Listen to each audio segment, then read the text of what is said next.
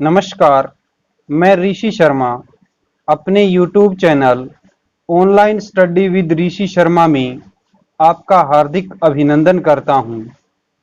आज हम कक्षा 8 रुचिरा भाग 3 के 10वें अध्याय का अनुवाद कार्य करेंगे, जिसका नाम है नीति नवनीतम। नीति नीति रूपी, नवनीतम मक्खन, नीति रूपी मक्खन। प्रस्तुत श्लोक महर्षि मनु द्वारा विरचित मनुस्मृति नामक ग्रंथ से उद्धृत है या लिए गए हैं। इनमें सदाचार संबंधी बातें बताई गई हैं। अभिवादनशीलस्य नित्यं वर्धोपसेविने चत्वारि तस्य वर्धन्ते आयुर्विद्या यशोबलम। अब इसका अनुवाद करते हैं। अभिवादनशीलस्य प्रणाम करने वाले, नित्यम हमेशा, वृद्धोपसेविने वृद्ध बूढ़ों की, उपसेविने सेवा करने वाले, हमेशा प्रणाम करने वाले और हमेशा बूढ़ों की पास रहकर सेवा करने वाले की। चत्वारि तस्य वर्धन्ते, तस्य मैंने उसकी, चत्वारि मैंने चार, चार का चार चीजें, वर्धन्ते मैंने बढ़ती हैं, उसकी चार चीजें बढ़ती हैं या उसके चार गुण बढ़ते हैं। आयुर्विद्या यशोबलम, आयु आयु, विद्या विद्या, यश यश, बलम और बल, आयु विद्या यश और बल। हमेशा प्रणाम करने वाले और हमेशा बूढ़ों के पास रहकर उनकी सेवा करने वाले व्यक्ति के चार गुण बढ़ते हैं: आयु, विद्या, यश और बल। भाव यह है कि हमें हमेशा बड़े बूढ़ों को प्रणाम करते हुए उनकी सेवा करनी चाहिए। श्लोक नंबर 2 है, यम माता पितरौ कलेशं सहेते शंभुवे नृणाम न तस्य निष्कृतिः शक्या कर्तुं वर्षतैरपि। यम जो, माता पितरौ माता पिता, कलेशम दुख, सहते सहन करते हैं, संभवे उत्पन्न करने में या पैदा करने में, नृणाम मनुष्यों को पैदा करने में माता पिता जो दुख सहन करते हैं, न तस्य निष्कृति शक्य कर्तुम वर्षतैरपि, तस्य मैंने उसका, निष्कृति मैंने बदला, न शक्या कर्तुम नहीं चुकाया जा सकता, वर्षतैरपि सैकड़ों वर्षों में भी, उसका बदला सैकड़ों वर्षों में भी नहीं चुकाया जा सकता। मनुष्यों के जन्म पर माता पिता जो दुख सहन करते हैं उसका बदला सैकड़ों वर्षों में भी नहीं चुकाया जा सकता। भाव यह है कि संतान कभी भी माता पिता के ऋण से उऋण यानी मुक्त नहीं हो सकती।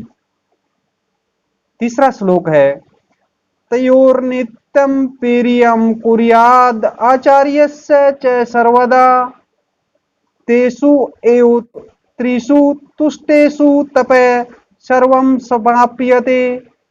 तयो उन दोनों का, नित्यम हमेशा, उन दोनों किनका, उन दोनों अर्थात माता पिता का, नित्यम हमेशा, प्रियम प्रिय यानी भला, कुर्याद करना चाहिए, उन दोनों अर्थात माता और पिता दोनों का हमेशा भला करना चाहिए।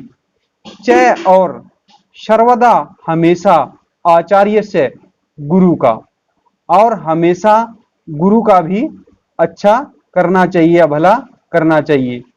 तेसु एव उन, तेसु मैंने उन, त्रिषु मैंने तीनों के ही, तुष्टेषु मैंने प्रसन्न होने पर, सर्वम मैंने सारी, तपय मैंने तपस्या, समाप्यते मैंने समाप्त हो जाती है। उन तीनों अर्थात माता पिता और गुरु, उन तीनों के खुश होने पर या प्रसन्न होने पर जीवन की सारी तपस्या समाप्त हो जाती है। एक बार दोबारा, उन दोनों अर्थात माता और पिता का हमेशा अच्छा या भला ही करना चाहिए और हमेशा गुरु का भी भला ही करना चाहिए, क्योंकि इन तीनों अर्थात माता पिता एवं गुरु, इन तीनों के खुश होने पर या प्रसन्न होने पर जीवन की सारी तपस्या समाप्त हो जाती है। भाव यह है कि हमें हमेशा माता पिता एवं गुरुजन का प्रिय अर्थात भला करना चाहिए, क्योंकि जीवन में इन तीनों के प्रसन्न होने में ही सभी तपस्याओं का फल निहित है। श्लोक नंबर 4 है, सर्वं परवशं दुखम सर्वं आत्मवशं सुखम एतत् द्विधात् समासेन लक्षणम सुख दुखयोः। अनुवाद है, परवशम, पर मैंने दूसरे के, वशम मैंने अधीन, सर्वम मैंने सब, दुखम मैंने दुख है। दूसरे के अधीन सब दुख है, आत्मवशम अपने अधीन, सर्वम सब, सुखम सुख है, अपने अधीन सब सुख है। एतत् द्विधात् समासेन, समासेन मैंने संक्षेप रूप में, एतत् मैंने यह, द्विधात मैंने दो प्रकार का, सुख दुखयो मैंने सुख और दुख का, लक्षण मैंने लक्षण है। संक्षेप में यह या संक्षिप्त रूप में यह दो प्रकार का सुख और दुख का लक्षण है। दूसरे के अधीन सब दुख है और अपने अधीन सब सुख है। संक्षिप्त रूप में यह दो प्रकार का सुख और दुख का लक्षण है। भाव यह है कि हमें हमेशा स्वाधीन ही रहना चाहिए, पराधीन नहीं। यत् कर्म कुर्वतो अवश्य स्यात् परितोषे अंतरात्मनः तत्पर्यतनेन कुर्वीत विपरीतम तु वर्जयेत। यत् मैंने जिस, कर्म मैंने कर्म को, हुए कुर्वत है करते हुए, स्यात् हो, परितोष खुश, अंतरात्मने हमारी अंतरात्मा, जिस कर्म यानी कार्य को करते हुए हमारी अंतरात्मा यानी हमारा मन प्रसन्न हो या खुश हो, तत् उस किसको, उस कार्य को, प्रयत्नेन प्रयास पूर्वक, कुर्वित करना चाहिए, विपरीतम इसके विपरीत को, अर्थात जिस कार्य को करते हुए हमारी अंतरात्मा खुश न हो, उस कार्य को, विपरीतम मैंने उस कार्य को जिसको करते हुए हमारी अंतरात्मा खुश न हो, तू वर्जित उसे छोड़ देना चाहिए। जीवन में जिस कर्म यानी कार्य को करते हुए मनुष्य की अंतरात्मा खुश हो, उस कार्य को प्रयास पूर्वक करना चाहिए। इसके विपरीत को, अर्थात जिस कार्य को करते हुए उसकी अंतरात्मा खुश न हो, उसको छोड़ देना चाहिए, अर्थात नहीं करना चाहिए। भाव यह है कि हमें हमेशा अपनी आत्मा को संतुष्ट करने वाला कार्य ही करना चाहिए।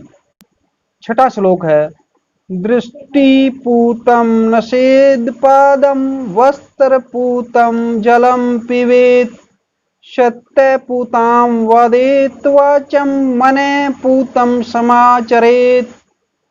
अनुवाद है, दृष्टि मैंने दृष्टि से, पूतम मैंने पवित्र, दृष्टि से पवित्र अर्थात आंखों से अच्छी प्रकार देखकर, नशेद रखना चाहिए, पादम पांव, दृष्टि से पवित्र अर्थात आंखों से अच्छी प्रकार देखकर हमें पांव रखना चाहिए। वस्त्र पूतम, वस्त्र से पवित्र अर्थात वस्त्र से छना हुआ, जलम जल पिबेत पीना चाहिए। वस्त्र से पवित्र अर्थात वस्त्र से छना हुआ जल पीना चाहिए। सत्य पूताम, सत्य से पवित्र अर्थात हमेशा सच, वदेत बोलना चाहिए, वाचम वाणी, सत्य से पवित्र वाणी बोलनी चाहिए अर्थात हमेशा सच बोलना चाहिए। मन पूतम, मन से पवित्र समाचरित आचरण करना चाहिए, मन से पवित्र आचरण करना चाहिए अर्थात हमेशा सबके साथ अच्छा व्यवहार करना चाहिए। भाव यह है कि हमें हमेशा सब प्रकार से सचेत रहकर ही आचरण करना चाहिए। धन्यवाद।